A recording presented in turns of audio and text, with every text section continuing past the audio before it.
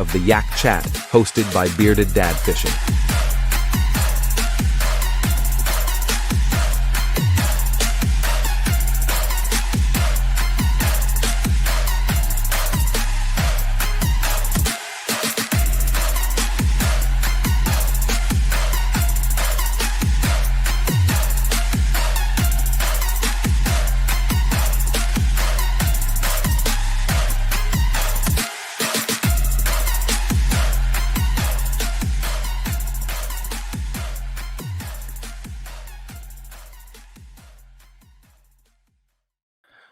What's up, guys? Welcome to the Yak Chat, where we talk about all things kayaks, all things fishing all the time. My name is Jay with Bearded Dad Fishing.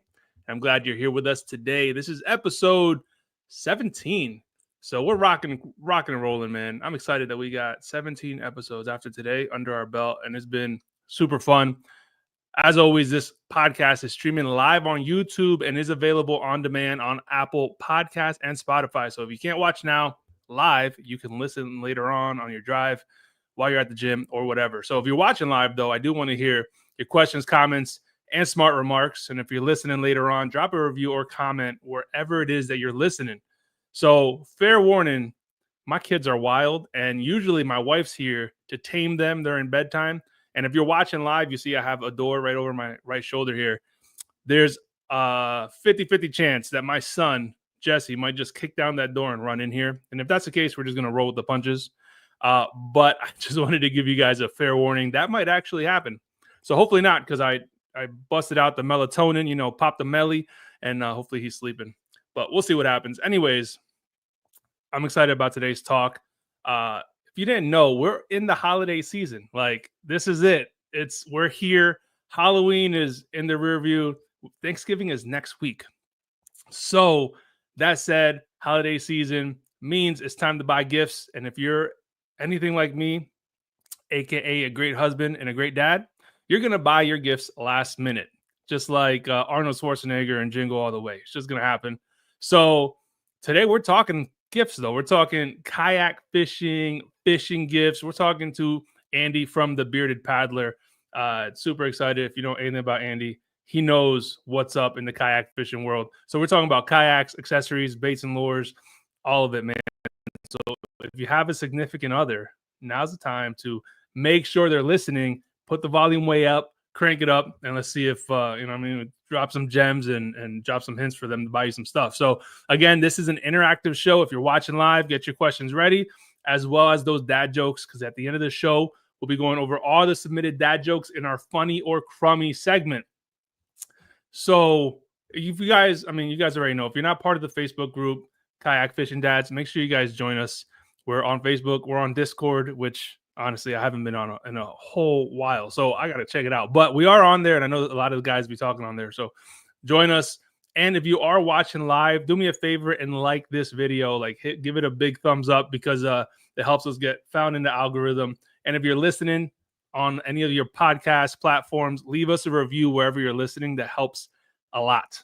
All right. So that's it for news. I don't even have any news. I call this like the weekly catch up. That's the weekly catch up. But I'm excited to talk, man. So let's get Juan up here. What's up, bro?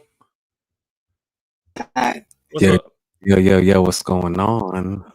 Yo, you got like that sexy radio voice right now. What? I don't know. It sounded kind of like you're trying to serenade us. Oh, please. Yo, you mind if I give a little shout out real quick? No, do it. Yeah, well, if y'all can see, I got a little bit of gear on today. It's a little bit different than norm. This is from my official sponsor, Wife Calling Me Home. And he's doing some guide services out of North Carolina, Lake Tabor and Lake Waccamaw. I hope I'm saying that right.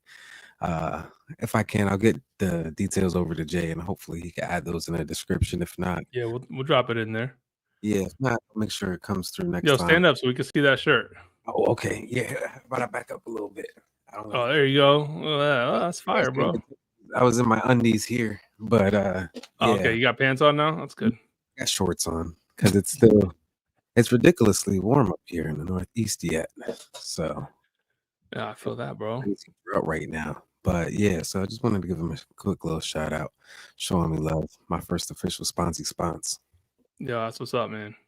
Yeah, we actually have to get out with him. We're gonna get him on the show here probably like right before springtime. He's Yeah, on the Susquehanna River is like his main joint. So if yeah, you're out here in the Northeast, I mean, the Susky is a destination fishery. So that's your guy to talk to, bro. Like we're trying to get out with him hopefully early next year. yeah. I've never been out to the Susky. Shame, but that's gonna change. Yeah, I've been out there once, and I don't think I'm in the right spot, but it'll be interesting. I have to, you know. Yeah, yeah. At least we'll if you go out there and you skunk, we only drove an hour and a half. Not like some of these guys be coming from like 20 Yeah, hours. yeah. I mean, yeah, it depends where you're coming from. I think we can't be complacent because it's like it's right there. Yeah, we spoiled with So, that, bro. yeah. So We're let's, slacking. yeah, for sure, bro. Let's get Andy on here. What's up, brother? What's going on, guys? Yeah. How you doing, man? It's been a minute since we had you. I think on episode like 2 or 3.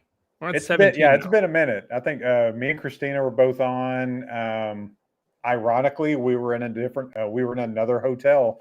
We were down in here in Central Arkansas, getting ready to do the New Canoe U10 video and just do some fishing. So, Yeah. Juan, how you been, man?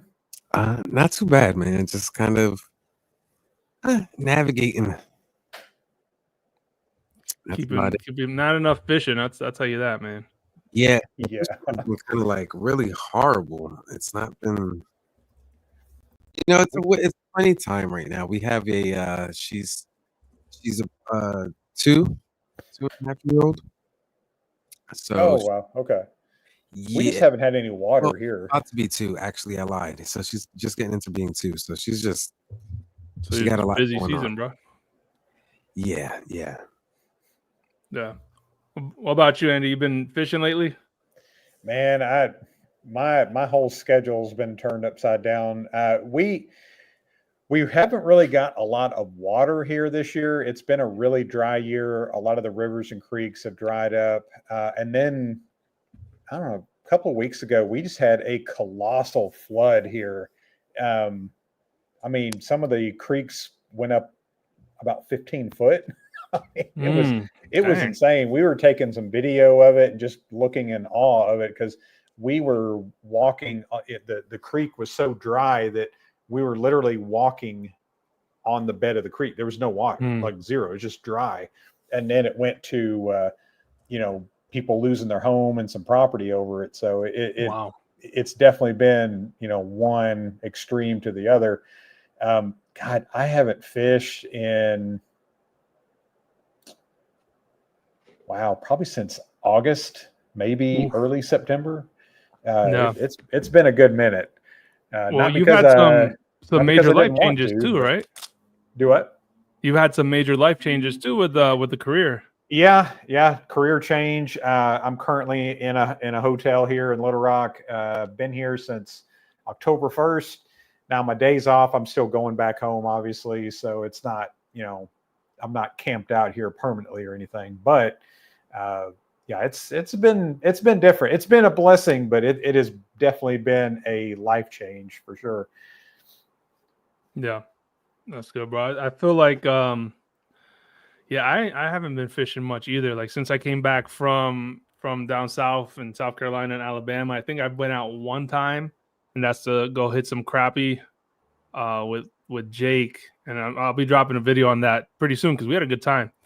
But that's it. I've been trying to get out, but just it's hard during the week with the kids and everything, and then the weather right now. It's like if you do get a day free, it's either like this whole weekend we're gonna get like wind gusts up to 40 miles an hour.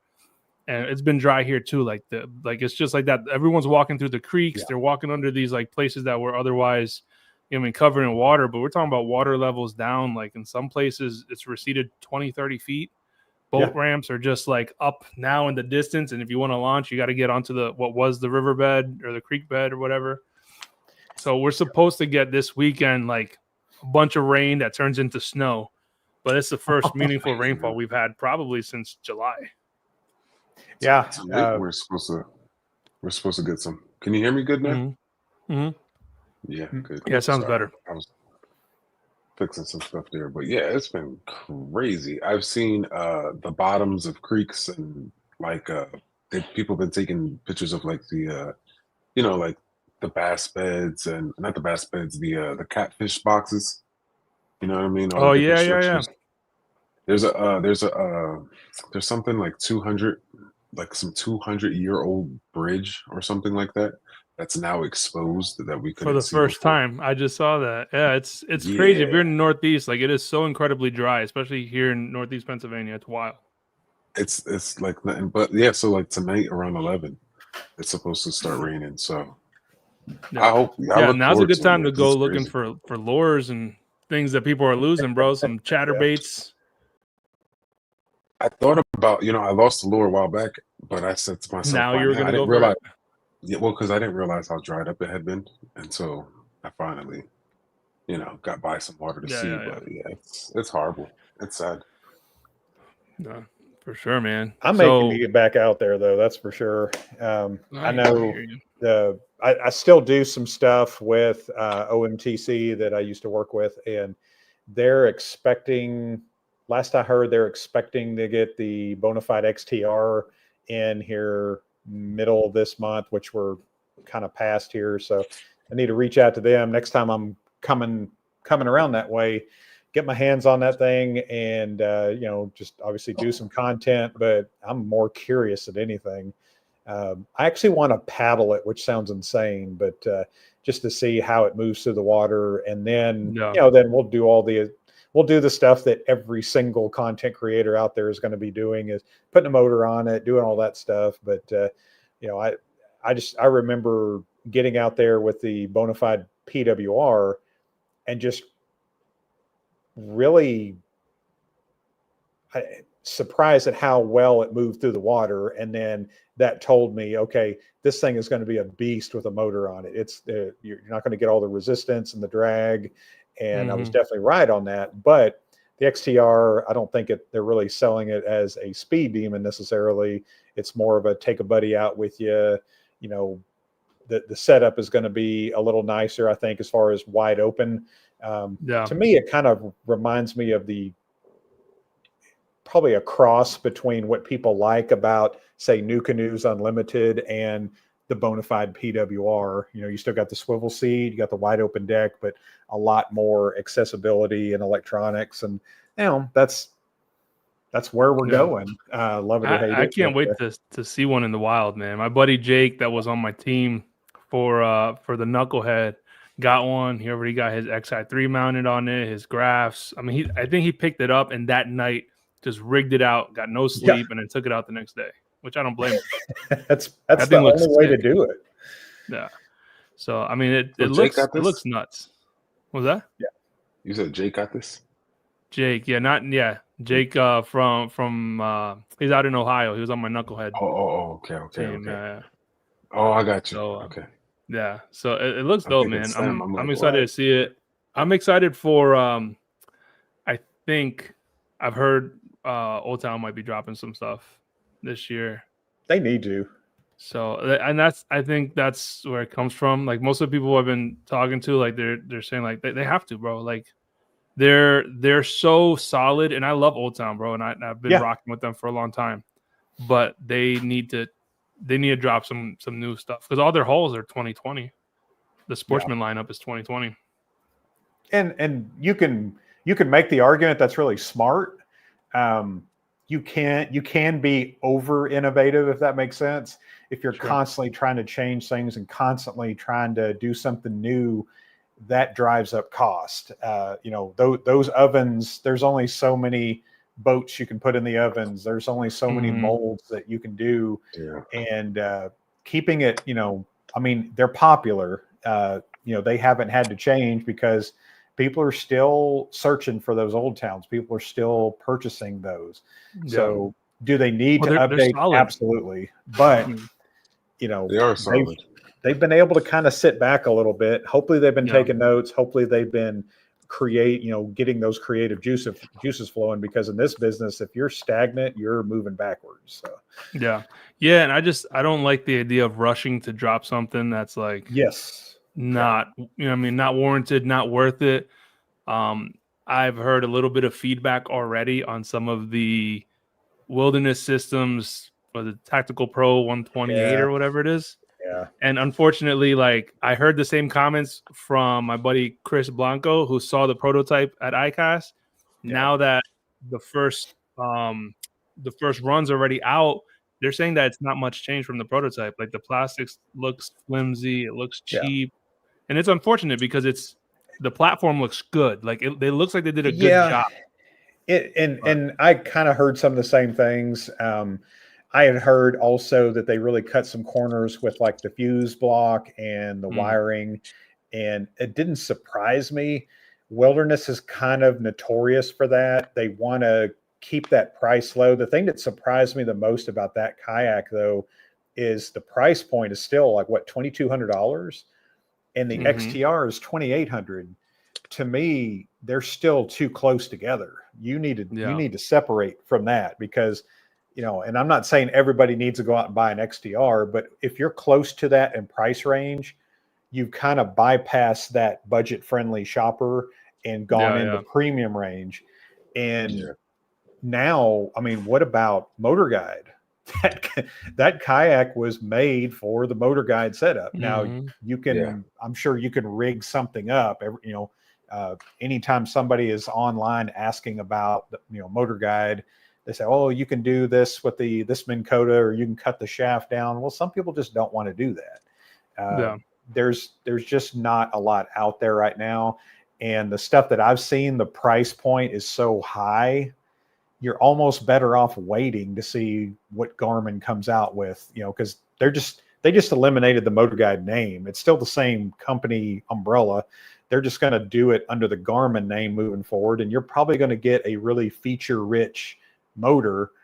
And I don't know that it's going to be that $1,500, $1,600, $1,700 price range that you're seeing on some of these other bow mount setups. So I'm curious. I'm curious to see if they stay with 12 volt or if they go to 24 or 36 volt. There's a lot of things that they can do there. And the only thing I don't like about it is the fact that they were saying Q2 of this year, which that's what I was going to ask you. Yeah, I'm also hearing ICAST. To me, that's the end of the season. Yeah. If you're in July and you haven't put anything out, like, to me, July, you're toward the end of your tournament season, which is not everybody that has a motor is a tournament fisherman, but let's be honest, most of them are. And if you're waiting until July to get your setup done, you're missing the boat. So people, if they're going to go to a Newport or a Torpedo, they're not going to buy that. It's just, there's a risk there. And you're still hoping that market is really hot with motors for that bow mount option in 26, because that's really what we're talking about here. To me, the stern, the transom mount motor has kind of, I'm not going to say taken over, but it's pretty close. That's where all the innovation's at. That's where your speed is. And, I always told people that if you want to get to your spot quickly, that's, that stern mounts for you. If you want to go up current, that's the, if you want GPS spot lock, get an anchor, get a anchor wizard on the front of it and drop it down. You're going to get the same, because most of my fishing's done at about 15, 20 foot of water or less. And that's kind of where I went with it. Just my personal preference. I went with a Newport. I went, I can drop an anchor off the front or the side and still give me that same functionality. The only thing you don't get is the ability to slowly kind of troll around like you do with that bow mount motor, which is nice. But you're always going to have some kind of give and take, obviously, in kayak industry. I mean, I've used both. So with my autopilot, I have the Minn Kota that it comes with, and now with the Newport NK180 Pro, I got the stern mount. They're both, I like them both. Yeah. But if I had to pick one, I would go for a bow mounted with a spot lock, because that spot lock is game changing, man. And it opens up a little bit what more you can do. So one thing that's on my list to do is I want to go for lake trout in 190 feet of water. You're not anchoring in that. You know what I mean? No, So like no. up here, like, See, but that's just yeah. it's a specialty though. That's like that's like special, case or whatever. Not everyone's doing that. But I mean, you get spoiled in that thing because you're not moving. So, I would take the functionality of the spot lock versus the speed of the stern mounted, Newport, which I still love the Newport, and I'm going to be rocking with that probably for the majority of next year. But yeah, like I like it a lot. Yeah. I think there's going to be some options coming out that is going to make a lot of people wish they would have waited. But I get it. If you've got the money and you want to get out there and do stuff, nobody wants to wait a year. Nobody wants to say, I'll just, you want to do that. If you've made up your mind to go motorized, you want to go ahead and do that. So, and that's what kind of sucks right now is there's some options. They may not be the best option, and it may kind of leave some bad taste in people's mouths when they see what may be coming. And I would be really surprised if they came all this time and they came out with a dud. They've been doing it long enough. It may be the difference, something small like between the NK 180 and the NK 180 Pro. It just may be a more efficient motor. It may be a quieter motor. The GPS functionality may be a lot better. There may be more ways to grow into it. Like you see with a lot of even the kayaks coming out now, they're kind of thinking about things like live scoping and motorization. Even the Hobie Pro Angler came out with, it's basically the same hull. You just got reinforced motor attachment areas on the front and the back. I have opinions about that new Hobie. I'm there with you. I think Hobie's done some things that is going to be hard for them to come back from, in my opinion. They're kind of gone big box store, which I never thought I was going to say that about Hobie of all people. But here we are.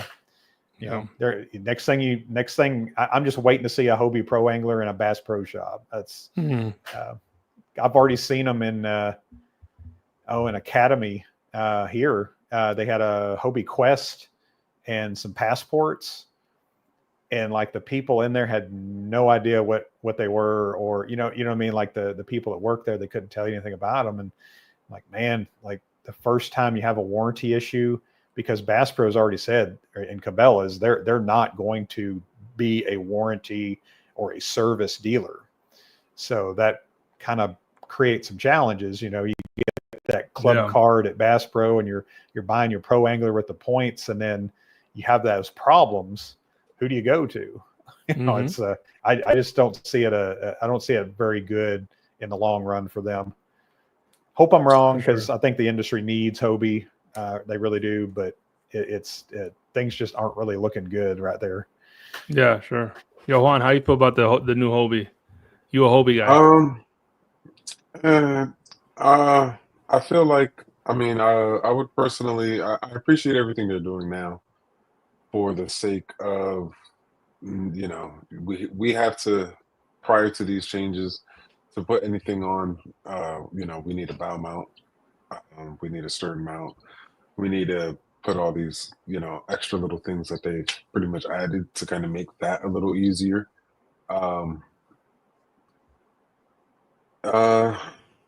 Could they have done a little bit more? Would I like to see a little more? Yeah. I don't know. I haven't seen enough of it yet. I think the one part I do like is how they did add that battery area. Oh, look at that thing putting the thumbs up. The battery area, like behind the seat, because that was like some wasted space. I think that they could, I don't know. I think for where they're at, they could kind of include some things. Yeah. Kind of include some lights maybe. And you can be a Hobie guy and not be pleased with where they're at right now. They're not for me, I feel like they kind of, when I got a Hobie, it was for the reputability, right? At that time. And so, and to be fair, at that time they were. Yeah. That was the thing. So going into things now, to be going into things this upcoming year and contemplating a new kayak in the next 2 years and thinking about what that may be, and thinking might not be a Hobie, and so that's, it is what it is. Because at first I was like a diehard, but There's some you grow and crazy adapt. value out there right now, though. Yeah, no, there is. And I wanted to get back to so some of the points you guys were making earlier. I think with that whole old time potential thing dropping that late in the season, I think it would be wise, like you guys were saying, to start sooner, Yeah. from a I hope financial they drop aspect something too. in February, man. Like if they wait to Yeah, just ICAST, it's because too late. think about how many guys are dads, right? And think about how income tax is going to play out, right? So it's just like, Yeah. there's a lot of potential for guys to purchase things around that time. And that's, right before the season starts. That's right Yep. before it kicks off. And what better time, right? So, you have that going on. And then I think that another innovation, which I think is really great, I think that they could probably play into. All right, so if I was these guys, if I was Autoboat, one thing I would be doing is I would be ensuring that I have a mount for all the kayaks. Yeah. Autoboat, you said? Because yes, I would ensure that I have a bow and stern mount for all kayaks. Because right now, what they do have is they have like this new head that you attach to any unit that you purchase. So you could purchase whether it's Motor Guide, Minn Kota, NK, whatever. Purchase the one of your choice.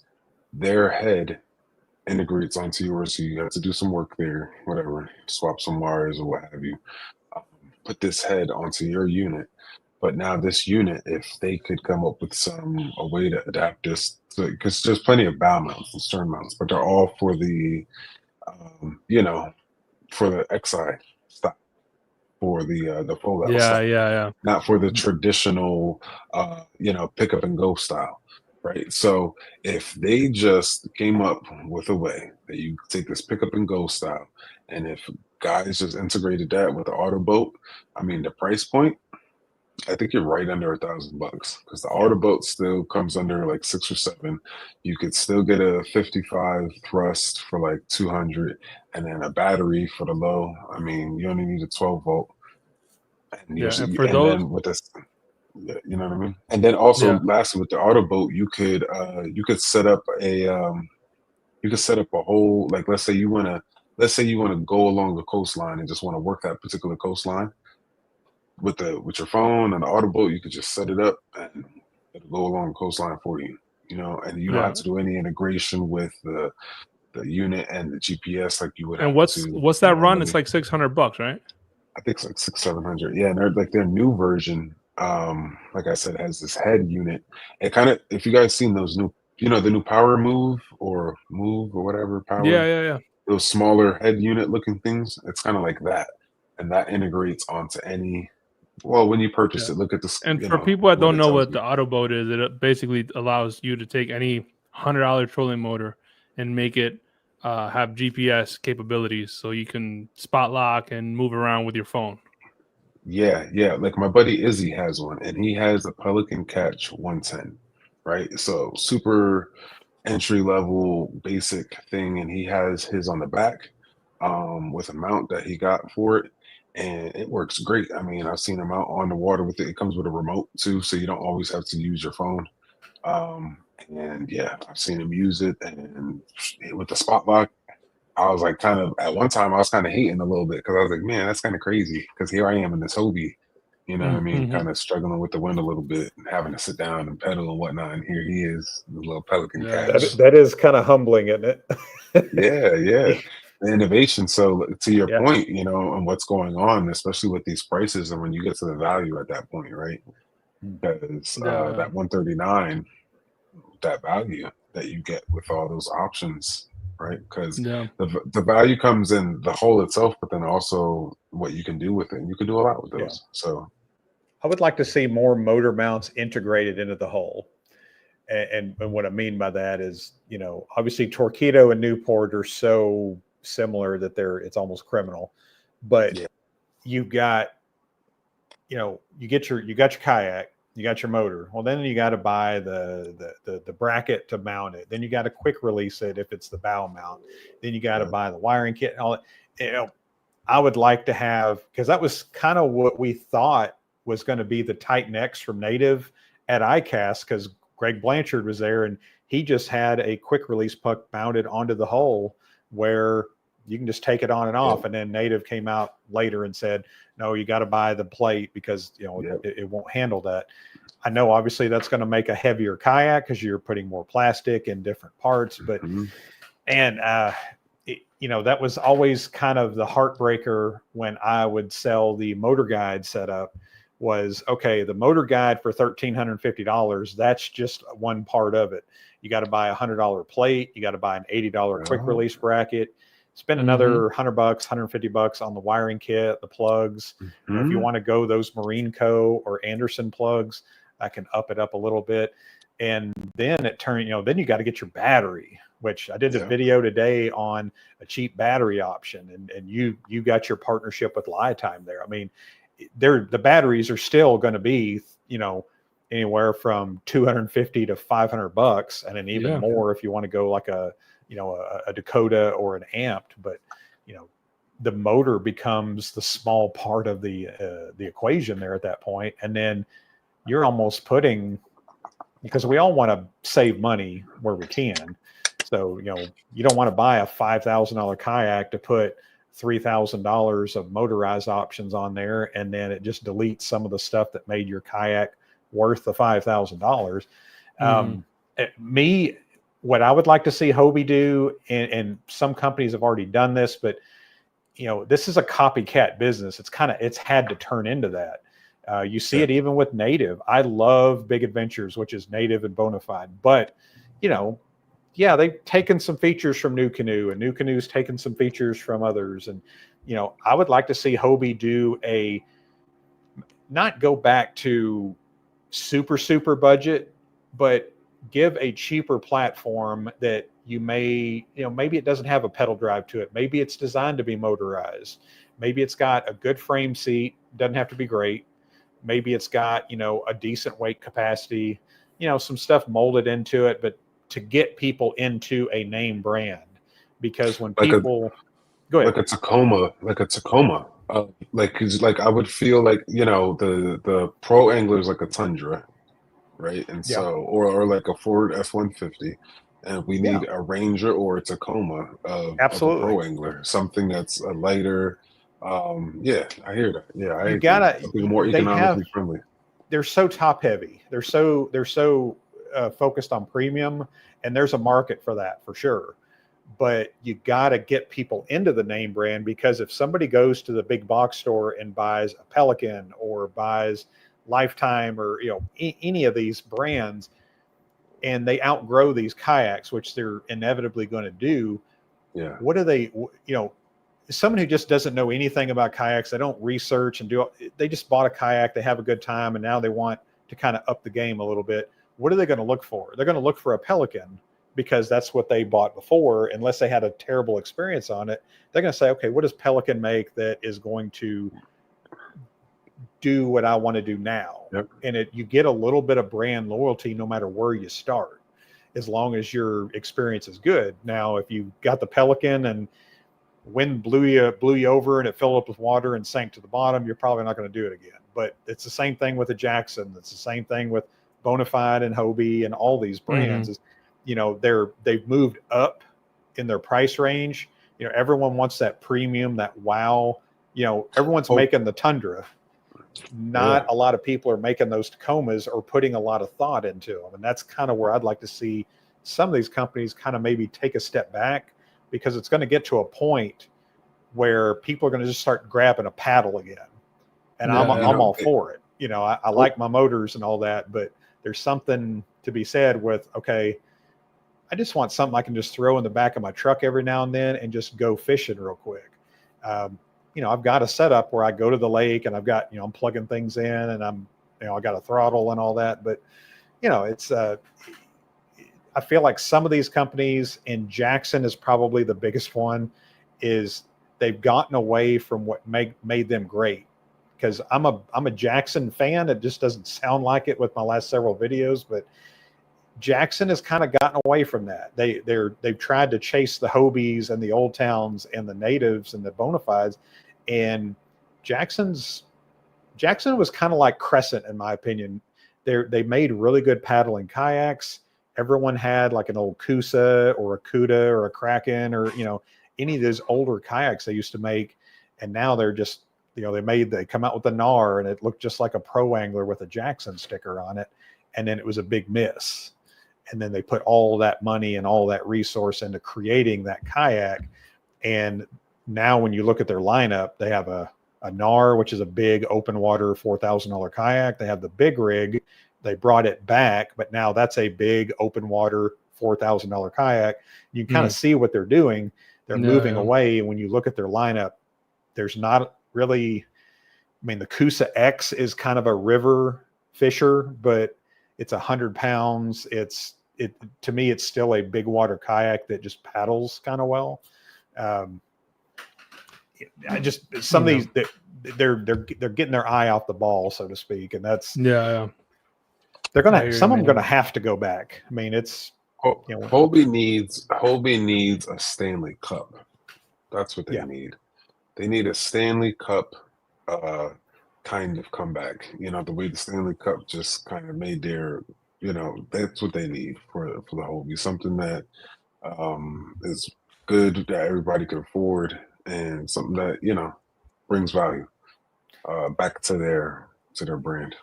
And it's odd to say this. I think Hobie, public perception has been their biggest enemy here the last couple of years. True or not. Well, they're not doing much to turn it around. Exactly. From the PR side. Yeah. And parts availability is becoming an issue with them again. My last thing I did at the store was replacing a steering belt on a Hobie 360 drive. I was there till 9 p.m. doing that. And, there's a couple of content creators out there. I'm not going to name names or anything, but, when they came out and did the videos on the new XR 360 drive, it was like, oh, they've corrected all these problems. And I said in one of my videos I thought that was really irresponsible because you can't say on day number 2 that everything's been corrected. You're not going to know until a year or two. And sure enough, it helped. It made it to where you don't have if the guys from Aggressively Average Anglers, those guys all had, they both had 360s and they both loved them. And then, Jeff got stranded like 3 or 4 times in his, and where he just spinning around. And, they made it to where you can still control it if the belt goes out, because the belt is not an expensive part. It's kind of a pain to replace, but people being without their $5,000 kayak for like 4 or 5 months is what made some really loud critics, and rightfully so. I'd probably have a pretty bad taste in my mouth from that too. Yeah, I was one for sure. I know I didn't help. Me and Jay probably didn't help with our little content coming back from a trip we made at Beltsville when I probably offloaded about 75 pounds of water that leaked into my hole. I couldn't find the hole leak underneath or anywhere like that. And that wasn't even, I had some surface cracks on my deck of my hull where I shouldn't even had cracks at. So it was just, I don't know, it was just weird. Weird kind of stuff. And then it got replaced and then kind of got jacked up. Literally my first trip out on my brand new Hobie. Something happened there with the drive, like how you said with your belt or something. Yeah. I don't know. So I had to take it back, and for like 3 or 4 months, for me it was that long because where I got it from was about 3.5 hours away. So it's a 7-hour day for me, just to get there and back, not including the time it takes to wait for it to get fixed. So and the biggest problem with Hobie and the parts was, and it was out of their control, unfortunately, but and they all the companies do that to an extent. The hulls, which again Hobie moved to Mexico, but still, like, the hulls are manufactured, they're made, and they're put together in the U.S. The parts, specifically with Hobie outsources a lot of parts from overseas, and in the case of the Lynx, which My wife owns a Lynx and she loves it, but those are actually assembled in China, and the parts to some of the drives are from China. When they had that supply ship fiasco, we had parts ourselves on that ship for months and months and months. And I always felt bad for the retail shops, because that is no fault of their own. They're just going on what Hobie's telling them. But ultimately, it's these retail, they're gonna drop Hobie because Hobie's making them look bad. Yeah. These retail shops, they're not gonna push a product that they can't stand behind. We did, and service they can't stand behind. So let's go. We're gonna talk about some of these items for the holiday shopping, but first we got Christina. Hey. Yo. So if y'all don't know, I'm late. You're good. So Christina is Andy's wife. So they are the bearded paddler together. So welcome to the show. I'm glad you can make it. I know it's late. What's up, Christina? Yeah. Andy trying to touch you. Yeah. He's kind of like 3 hours away right now. Oh. Yeah. He's a traveling man now. Mm-hmm. And not like the fun travel like fishing. No. No. It's the work and then the hotel. Work and hotel. That's pretty much. Yeah. Gotta get you some pond and lake logistics. Get you close to some of those. Yes. So Andy had sent me a list of some of his highly suggested holiday finds, right? For the holiday gift guide. So I'm gonna bring them up here on a separate screen, just on Amazon, so we can start talking a little bit about them. This one, obviously, being the Yak Attack Black Pack Pro. All right, so if you don't have one, believe it or not, why should we? I was gonna say, I don't have one yet. Okay, and I would. That's okay. I want no, because you don't need one. I just want to say, no, you don't. This is not a necessity, but when you get one, it's the thing you didn't know you needed until you got it. Like it's. I didn't realize I needed one until I saw Jay's, and then I saw all the teammates and all the people who had them down south, and I was like, all right. Because I like, the innovation with my little crate, and I like the capacity I have with my crate. But I mean, Jay will tell you, I have more lures than what the heck on my thing, and I don't need to do that. So they're not cheap. So I'll say that, and I understand that to anybody looking at this either. But man, so I remember what the black packs looked like before this, and those that have been in this for a while, they remember. They're just smooth plastic plates.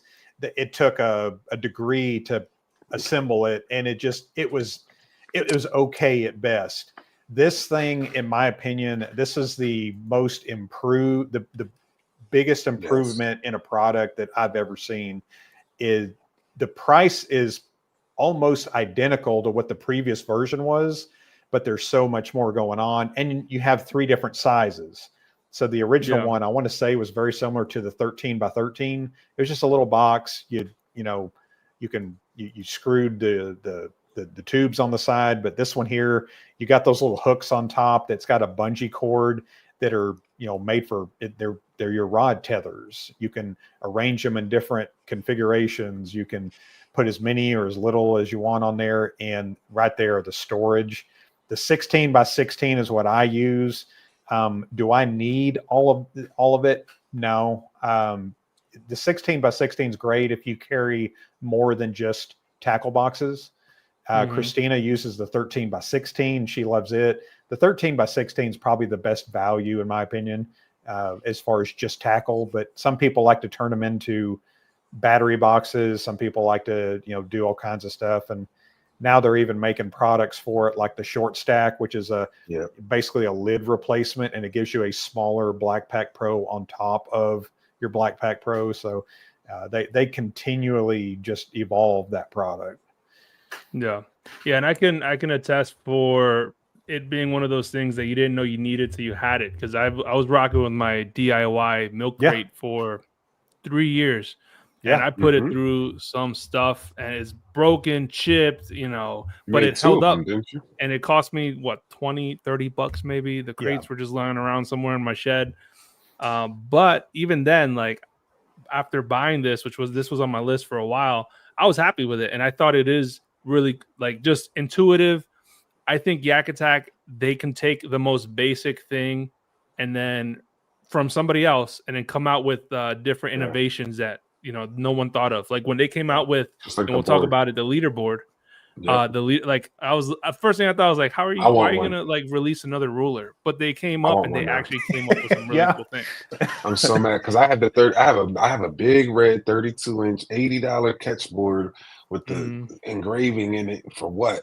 For Yak? No, and I love catch official with the little I love the look. My favorite part is the little markers on it that are like reminders of the last culling tabs. Culling tabs. Oh man. Yeah, they came out with some really cool stuff on there. Like they and then the ID holder. ID holder? Yeah. Come on. So bro. Come on. That was a huge value. That to me, that's the biggest value of the leaderboard is the fact that you have the 2 ID holders. So with the catch board, and again, me and Christina both rock catch boards personally. So I had no problems with them whatsoever. But we got the $30 catch board, and then we got the $30 catch ID holder. And by the time you do that, you've essentially got a leaderboard as far as price goes, but the leaderboard's got the ID holders built into it. You can add more to it, obviously, but 2, I feel like, is going to be adequate for anybody. I love the way the kind of the trough on it. It seems to hold the fish a little bit better that way. It's also a lot wider, which kind of creates a little bit of an issue as far as storage goes. And it floats on, the floating thing is, a lot of people put attention to that. I tether mine to the kayak anyway. So no, you don't. Well, I do now. I didn't always. Yeah. It is if you've never seen one, and until I saw it, like it is significantly larger. Yeah. Like you can't tell from the photo, but it is, it's probably like an extra inch like wider than the catch boards. But yeah, it does sit the fish a little bit more securely. And I mean, it has another thing I like on it is this little, you'll see in the top corner here, it has this little like reflective area. So that way, on catch boards, everyone always puts that sticker on the bump board there. And that's so that you can make sure the fish is touching it. Well, now it has this little mirror that you can see instantly if the fish is touching there or not. So they won't deduct points unless, it's not touching. And they make a holster that goes on your Black Pack Pro that you can just slide it into there. That's another thing. Again, really? Yeah, it's because they make a couple of I do mine things. vertically right now. I kind of put mine vertically in my back, my whatever. It's not a yak back, but it's a lawn. Yeah, it's these are the little culling tabs right here. Yeah, I like that. That was my favorite. It's just a great product. Now they're doing them in different colors too, I think. They have like a sand and a gray, I want to say. Yeah. I like Yak Attack just makes cool stuff, man. I like them. And I like that they don't just take the lazy way out to copy a product. They'll come and make it better. Yeah. And you know what? I will say I only have one complaint. Well, first things first, Yak Attack, if anything, just send me and Jay to hear one of those. I got one. I didn't use it yet. Yeah. Oh, okay. Well, the only complaint I have is I had the panfish mount, and the panfish mount separated on me while I was loading up my kayak one night. Oh, you told me that you dropped the GoPro in the water. Not on my own, because the mount broke on me. The mount separated at the midpoint. So I don't know. Whatever. Faulty. And I hear that's like I don't know why all the defects happen to me or something. I don't know. Yeah. So I mean, so these are two really good suggestions. What's the other one? So kind of going on with the Yak Attack theme here, the short best stack products. They do, man. Overall. This whole list is they do. Probably Yak Attack, and I wouldn't be surprised because they make the best overall, and they make very thick, reliable gear. To the point that I just complained about one product, it still is a very sturdy product. So I was like, that's why I was a little shocked by it, acting like that. But that is that dope short stack. And wait, the new batteries for the Newport. What are those new batteries The called? Low Pros, the Newport Low Pro. Oh yeah. It's supposed to be able to fit in a short stack. Just like that, like perfect. So, that would be good. That's nice because they've got those little through hole, because you've got those little holes all over the black pack and the short stack. They have those little through hole wiring kits that go directly onto that, and the little rubber grommets, and they got everything. You can essentially do on top? an entire build with Yak Attack. Can you stack two of those on top, or is that much? How thick is that? I think I saw someone do that. I think you could, because the lid, all you're doing is you're replacing the lid with that. So you can essentially replace the lid on the short stack with another short stack. I think it'd be a bit much, but I thought, just seeing pictures of it before I saw it in person, I thought it looked kind of ridiculous. Seeing it in person, it doesn't go up as high, it's not too high or too much. It actually looks really nice. You still have that clean kind of custom look that you'd expect with it. They might be able to get away with a mid stack. And the reason why I say a mid stack is because a mid stack would allow you to potentially put your stack either on top of that. What I'm thinking of is, how could you get two of those Newport batteries in there and some tackle? Why would you need two of them? Those new I think there's 100 amp hour batteries. You're probably not gonna need two of them. Are they 12 volt only though? Yeah. For now. That's what I'm thinking. Christina, do you have one of these on your black pack? I don't. I actually have the track pack, because I've really, that thing, when we are on rivers, just because I don't use my black pack as often, on my RVR, the track pack is there 24/7. Like, it never leaves my RVR, because that is my preferred method on rivers. Okay. What do you put in it? Everything. I've got two of them on there, and I use one of them for my terminal tackle, and I use the other one for the baits that I want to use. Yeah, that's a good call. And I just got 2 sets of track packs, which I haven't gotten on yet. I'm really excited to use them. That was a game changer for me, because I started realizing I was not taking as much stuff on rivers. And because of that, where the RVR sits, I actually have a spot for it on the track in between my feet. So I can put it on the side, but I can also put it in between my feet. And I kind of go back and forth between that. But if you have a couple of those, they tie down, and it's not something that I worry about with my black pack. I'm like, that's not something I want to lose. And I don't use the rod holders on it when I'm on the river. Are they waterproof? No. They're not waterproof. No. Yeah. But they also sell little trays you can put inside, like little 4x2s or 5x1s. So they are really versatile. Some guys use them for their soft plastics. They'll use them for the terminal tackle, I've seen. So I'm excited to figure out kind of how I want it. So, because I have the 16x16 Black Pack Pro with the short stack, and I was of the mindset of, I don't need the short stack. The 16x16 already was too big, because I bought it with the tackle mentality. Like, I'm gonna put just my tackle in here. But what I ended up doing, because it is a really big box, is now I use half of it for my Newport, or for my to power up my Newport. So half of it's for tackle, the other half is for that. But when I did that, I lost a little bit more space than I wanted to. So then I got the short stack, and it's like perfect that way. But these are really cool too. Top Shelf Fishing said snacks. It's for snacks. I'm not gonna lie, I've done that too, because if I'm having a bad day, Andy already knows. Just give her some snacks and she'll be fine. Just give her some snacks. No peanut my wife butter. thinks My wife thinks tackle boxes, like the tackle boxes that open up and they fold out and they have all the compartments. She thinks those are charcuterie stations. They Snackle can be. boxes. They can be. Yeah, snackle boxes. Yep. So I That's ask awesome. her every time. Yep, everything to her is for snacks. So Yep. yeah. So at the risk of, I think we got one more Yak Attack thing that we wanted to.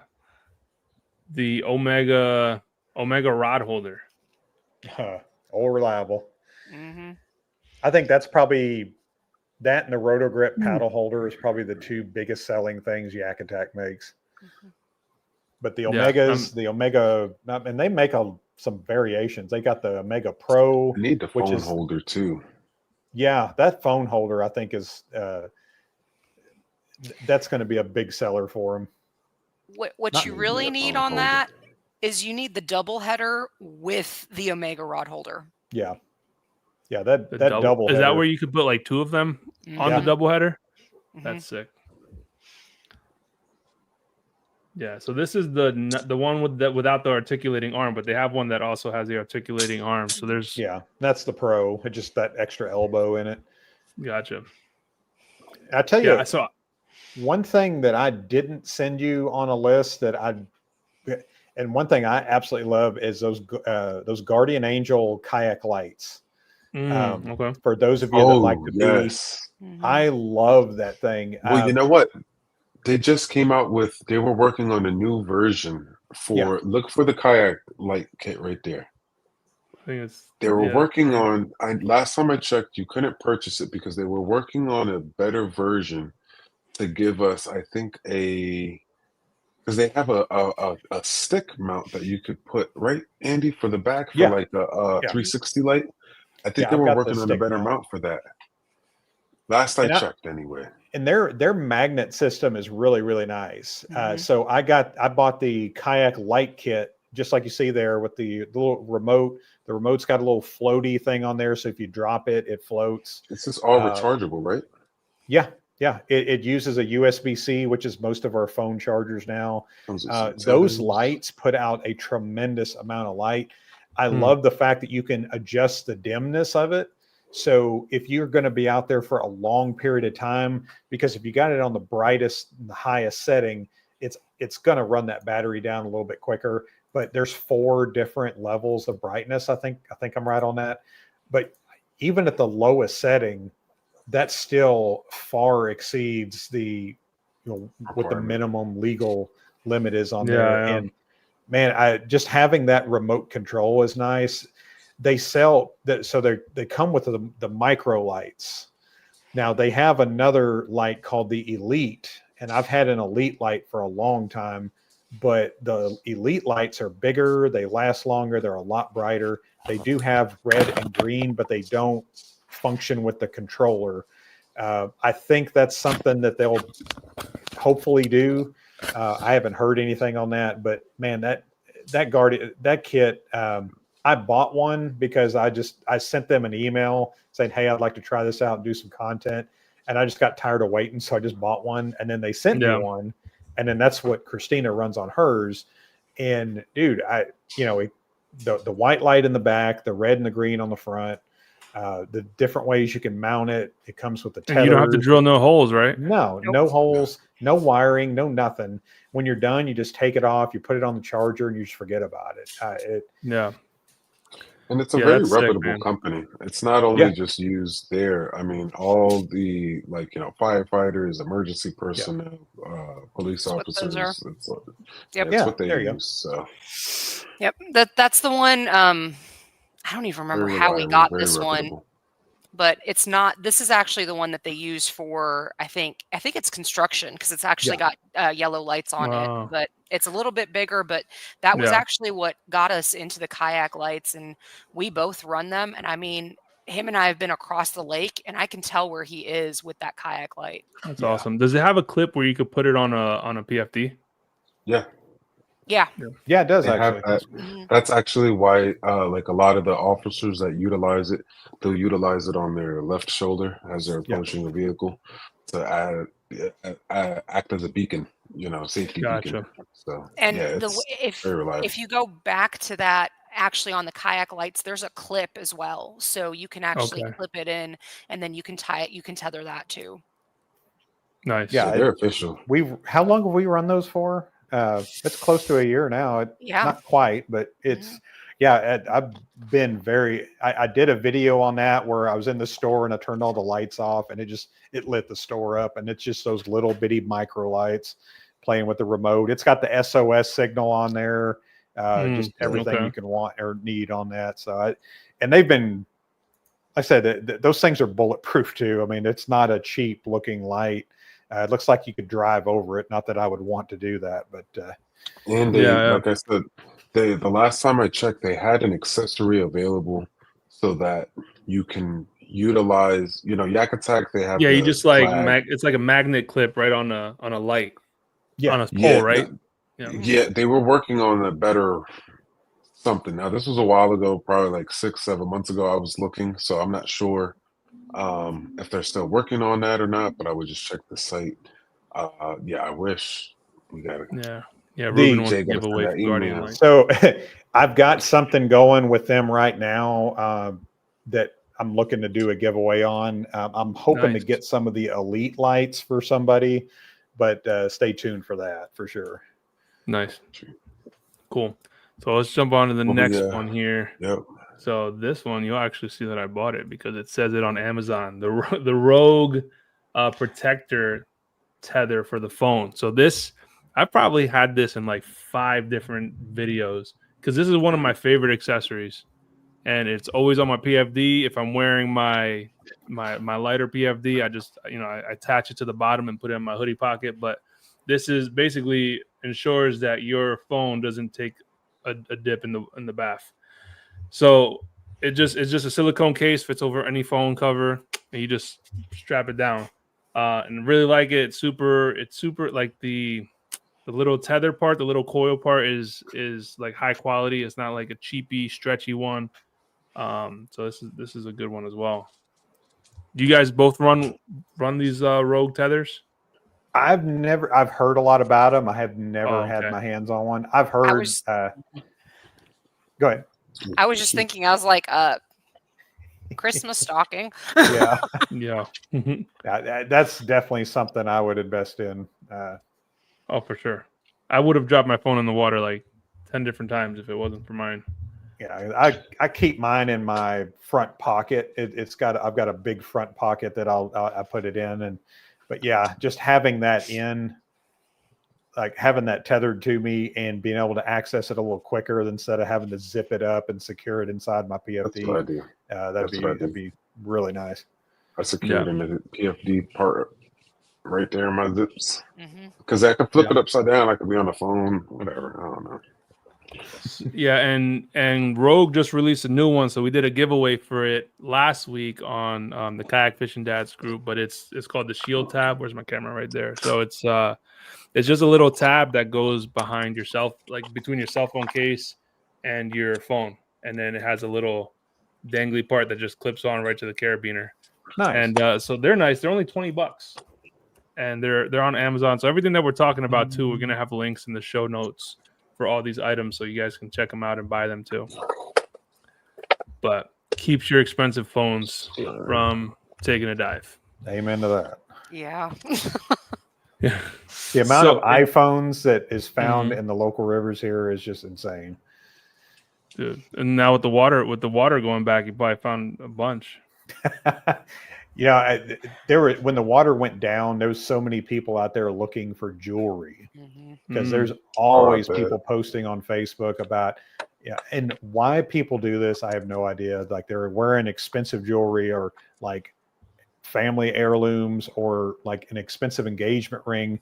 When we're out now, I've got mine on all the time. Mine's not coming off, but like hers, she's usually got one of those silicone bands, and like that way you lose it. Hey, just put another one on. That's what I got too. I want to get one. Breaks, no biggie. Yeah, mine's titanium and it has no give on it, so it's like sometimes depending on if I'm being real manly and I'm grabbing all the groceries in, and my my fist He is gets going, caught. Well, no, it's just like so because silver or gold, it gets soft over time, especially as your hands heat up, and when you take the ring off, it'll kind of mold to your finger a little bit. Being that this is titanium, it has no give whatsoever. So whenever I get pressure, from being like sometimes I'll take the dogs out, and I'm holding onto the leash, and they'll put that bend around my knuckles, and sometimes I have to hold it without my pinky because I can't withstand that. You know what I mean? It's like somebody. Yeah. Yeah. It's just Yeah, man, it's so tough mine's throwing away. tungsten, and Yeah, same so thing. Like when my hands yeah, get squeezed together, there's no. yeah. Yeah, It's no give. It that'll kind of get your hurts. Like attention. yeah. So Ask I want a rubber ask one. the dogs about how much give that ring has. Oh yeah, when I pet, I'll be petting one of our dogs, and she's got like this little ridge up on top of her head. Every time I'll pet her, it's like I feel like I'm back in the day when kids in school would take their class rings and turn them upside down and thump them in the head. Yep. That's what I feel like I'm doing to my dog every time I pet her, and I don't realize I'm doing it. So I always have to be careful doing that because like I'll hear this knock when I go to pet her. And It's ironic because if you go back to the beginning of the show, I wasn't wearing my ring, and my wife actually texted me. She was like, "Fool, where's your?" That's a good wife. So off camera, out one of the times I went to grab that. You know what I'm See, saying? Yeah. I'm actually the one that's more guilty of that than he is. Oh, I leave it around all the time. She's always telling me about myself. I'm guilty of it because I'm afraid of getting it screwed up. Especially like today, I'm sitting there dissecting stuff, and I'm like, that's disgusting. So I tend to take my rings off and wash them, and then not sleep with them. So I forget to put them back on. She's we broke most. I don't know. We, he, she. I don't know how, but hers is currently broken. We were like going through like a clean fest one day, and she's cleaning something, and I'm right behind her because she's doing such a good job. I can't tell you why I was behind her watching her, and we were both like trying to get something out of me, and we most looked at her hand at the same time and noticed that her diamond was gone. Ooh. And it's a teardrop diamond, and the size doesn't matter, but it was enough for us to worry about. We're like, what the heck? And so at this point in time, we have been cleaning for like 6 hours. So like, where do you think it was? She's like, I don't know. And she was like on a vacuum fest. She had vacuumed the whole house like 6 times over. It was nuts. So we were convinced at this point that it was either sucked up in the vacuum, that it was in the garbage or whatever. So we're looking around for it, don't find it. We're finally coming to terms with the fact that we probably lost this diamond. I lie to you not. We're getting ready to put my dogs away. And I'm glancing down at the floor, and I see something that doesn't even look like a diamond. Honest to God, it didn't look like a diamond. And I don't know what possessed me to go down and bend down and touch it, but I touched it. Turns out it happened to be it. We found it. It's still sitting there. I got to get it fixed for her. But for now, she rocks a little band. But man, let me tell you. Sounds stressful. So yeah. So from now on, yeah. Cubic I want from now on, right? Yeah. Oh, yeah, absolutely. Absolutely. Yeah. Next thing real quick is because we're running out of time because we are. It goes fast, man. Before you know it, we've already been here for more than an hour. Let's run through those. Yeah. So next one up is the Yak Power plug and play Yes. kit. So talk about that a little bit, Andy. I've never owned one. I've installed these a few times, and I've been really, really impressed with the simplicity of it. And it's basically like having a junction box in your kayak, and like you see there, you got the power, that goes to your battery. You got the part there where you can, plug in a phone, and like they've got so many things, and you buy these little pigtails that it's just plug and play.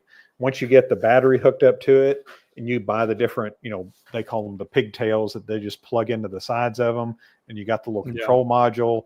Number 1 is your fish finder, 2 is your lighting, or whatever you're wanting to do with it. I did one on a Titan X for a guy that came up from Louisiana, and I'm looking at this thing. I was like, I can see me doing something like that. And then I kind of went backwards and went more simplicity on my kayak. But, it's the coolest thing because it's still low profile. Everything can be hidden, and it can you don't have to be an engineer or anything to make that look professional. Can you charge?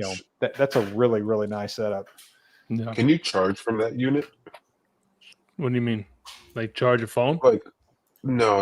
Like, I've always wondered, with the bass boats, those guys just run a cable, they plug in the extension cord, and they're charging everything up. There's no looking back, right? I was wondering if we have an option for something like that as a kayak guys, or are we just kind of at that place where we got to keep bringing our I see what batteries you're in and saying. out? Yeah, I don't know, like 'cause- onboard charging. Yeah, like a onboard charger for some of some sort. I think that we could use that, something to keep it. Well, No. I mean, I don't know, Like a trickle charger. I mean, something. talking about like doing Something something actually. without having to take all your batteries and your electronics out. Yeah, without having to No. unplug everything. You know what I mean? Keeping you could everything do in a that. nice. I mean, yeah, that's You could add a trickle yourself. yeah. But but I was just wondering. I was like, does that do that? Is that compatible? Yeah. with that? So I've installed a couple of these on my own kayaks, and I've had Yak Power, I think, for going on 3 years now, and I love their system. I had this one that I had up on screen, but I had the one that had the Bluetooth control, and even with the Bluetooth, it's super responsive. My mistake that I made was I caught a big fish down in Alabama, and I ended up like knocking the controller into the water with my catch board, the metal catch board, like it just ripped it right off the track. So I lost that, but now I have the 8-gang switch, and that controller actually just screws right into your kayak wherever you want to put it, but it has 8 switches, so you can, I only have 5 or 6 of them filled up, but plenty of room for accessories if you're a guy that has a power pole and a fish finder, and you have your live scope, you have your bow lights, your mid lights, whatever it is. Like, they have plenty of options on there. But the simplicity is nice. Yeah, never underestimate how far your want and need to go bigger and better on kayaking is going to go. So things like that are definitely something that you can grow into. You can keep it, 2 or 3 items, obviously, but then you're always going to add something. This year you may be great, but next year, it's like, hey, I'd like to try this, or what, especially when you're not in the kayak and in, fishing, depending on if someone's where the winters are really bad and you're not fishing on a kayak. Yeah, it's sitting in the garage. You're just looking at it, and some people just like to tinker. So that's where a setup like that really comes into play there, I think. Yeah. Yeah, and they have a lot, like Yak Power themselves make a lot of accessories because they make a 360 light that you can plug in if you want. They also have a wireless phone charger now that I just installed recently, and I used it, and that thing is the bee's knees. It's really cool to be able to just put your phone in there and then charge it, and you can stream, you can do whatever you have to do. Yeah. So I probably have like 6 of the 8 taken up with some extra. And then Deona Lewis asked if it hooks up to the battery. Yeah, so it hooks up to the battery, and you can put whatever size battery you want on there. So I run mine with a 50 amp hour, 12 volts, and that gave me running all my lights, my live scope, my Garmin, about 2.5 days before I totally sucked the power dry off of that thing. How you like it? Is really, it's not. You don't have to be an electrician to figure it out. That's the nice thing. It is really like plug and play. How you liking live scope? I like it, man. So this season, at first, I was a little bit, I won't say like overwhelmed by it, but I just didn't have time to go out there and like practice it. So early this year. But the thing is, out here in my immediate area, there's not a lot of Great Lakes for live scoping because you don't live scope in shallow water for the most part, right? Yeah. But I actually, when I took it down to South Carolina, I used it on Lake Murray, and I ended up doing really good. I was able to find the striper. I was able to really like sit in and start identifying fish with it. Probably not the best time to learn it when you're doing a tournament, but it worked out for me. But that was up until that point, I was thinking maybe I was going to not have it next year. but I was able he just offered to being sell able it see to the me. striper attack the bait fish was wild. And then I was able. The only reason I got him in the boat was because of that. It was crazy. He was like contemplating. He was like, dude, if anything, I'll probably just sell it to you. And I was like, yeah, dude, whatever, just let me know. And then he goes out with our buddy Jake, and he catches a good amount of crappie, and he's like, dude, this thing is so dope. It is And next. I It was is like, next I knew level. you'd like it. Yeah. So it is cool. I mean, it's just a little bit of a learning curve. But once I'm I've still heard figuring that. it out. I'm not going to say by any means I'm super experienced. I'm still learning it. But it's fun for sure. Yeah, I've gotten away from even using fish finders in general. But I'm not a heavy tournament fisherman either. So, but yeah, because I had when I had my pro angler, I had it was the Lowrance Hook 7 with the triple shot. So it had the side scan, the down scan, and all that. And I got to where I was fishing, but I'm looking at that thing more than I'm actually fishing. And I'm still looking for the same things I'm looking for had I not had that. The signs of life, bait fish popping or birds, you see the action around you. But as far as most of the fishing we do is in spots that we know where everything's at. I know where there's structure. I know where there's, but if I'm doing a lot of traveling, absolutely. I definitely see the value in that, because you're in a strange body of water. You want to see that structure. You want to see that brush pile, and LiveScope definitely takes that to the next level.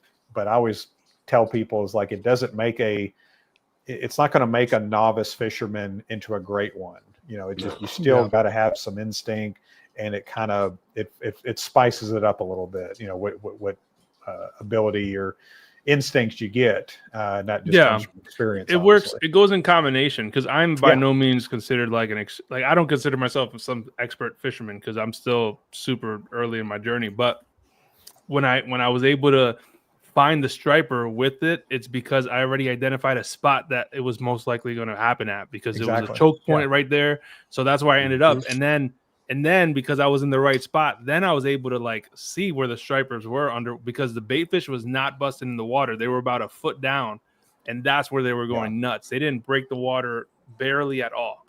So that's where it helped me see, hey, this is where the fish is at. And then I wasn't staring at the screen seeing if they bite my lure. I was just casting in the direction of where I knew they were at.